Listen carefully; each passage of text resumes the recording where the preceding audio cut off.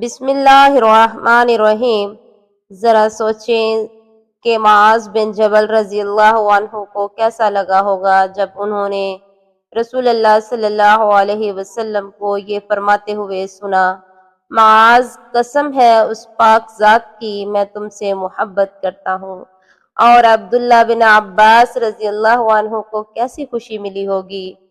جب رسول اللہ صلی اللہ علیہ وسلم نے انہیں گلے لگایا اور فرمایا، اے اللہ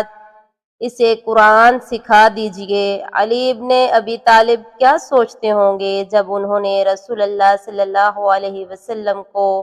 یہ فرماتے ہوئے سنا ہوگا کہ میں کل ضرور جھنڈا ایک ایسے شخص کے حوالے کروں گا جو اللہ تعالیٰ اور اس کے رسول سے محبت کرتا ہے،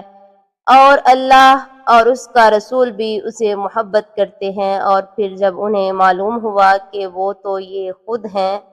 سعد بن ابی وقاص رضی اللہ عنہ کے شل ہاتھوں میں تو بجلی دوڑ گئی ہوگی جب رسول اللہ صلی اللہ علیہ وسلم نے ان سے فرمایا ہوگا کہ اے سعد تیر چلا، میں میرے ماں باپ تجھ پہ قربان۔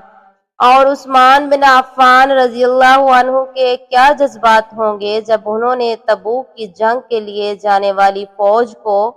مکمل سامان فراہم کیا۔ رسول اللہ صلی اللہ علیہ وسلم نے فرمایا، عثمان نے آج جو کچھ کیا اس کے بعد کچھ بھی اسے نقصان نہ پہنچائے گا۔ ابو موسیٰ اشعری نے پھر قرآن کی تلاوت کیسے کی ہوگی جب رسول اللہ صلی اللہ علیہ وسلم نے فرمایا، کاش تم مجھے اس وقت دیکھ لیتے جب میں کل تمہاری تلاوت سن رہا تھا۔ اور صائب بن یزید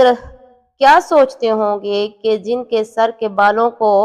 رسول اللہ صلی اللہ علیہ وسلم نے چھوا تو صرف وہ ہی سیاہ رہ گئے جب ان کے باقی بال بڑھاپے میں سفید ہو گئے تھے۔ اور انصار کی خوشی کا کیا عالم ہوگا جب رسول اللہ صلی اللہ علیہ وسلم نے ان سے فرمایا کہ اگر تمام لوگ ایک راستے پر چلیں اور انصار دوسرے راستے پر تو میں انصار کا راستہ اختیار کروں گا۔ اور انصار کیسا فخر کرتے ہوں گے جب اللہ کے نبی صلی اللہ علیہ وسلم نے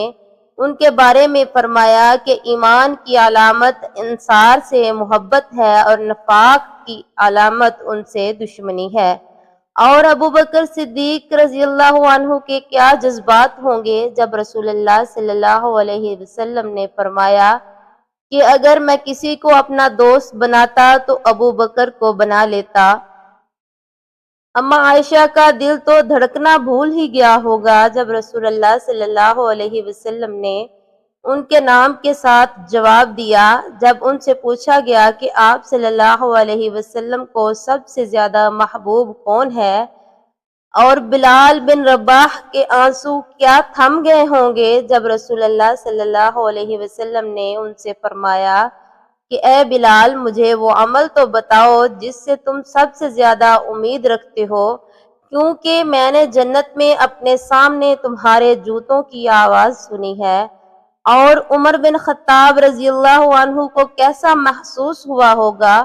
جب انہوں نے رسول اللہ صلی اللہ علیہ وسلم کے پاس داخل ہونے کی اجازت چاہی اور آپ صلی اللہ علیہ وسلم نے دربان سے فرمایا کہ اسے داخل ہونے دو اور جنت کی بشارت دو۔